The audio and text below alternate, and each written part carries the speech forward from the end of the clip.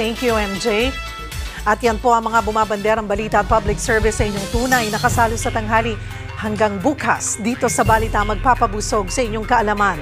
Ako po, si Cheryl Cosim. Kami ang 1PH, teleserbisyo para sa Pilipino.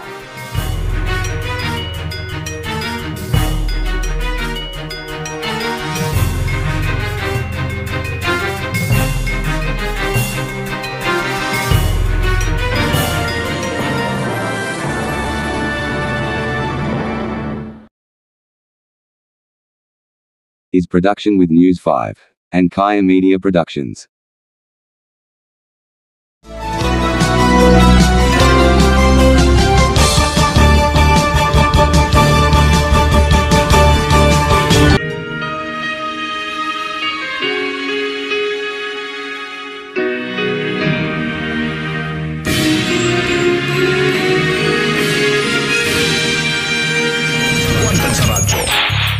Magandang hapon mga kapatid and welcome po sa maaksyong edisyon ng Wanted sa Radyo.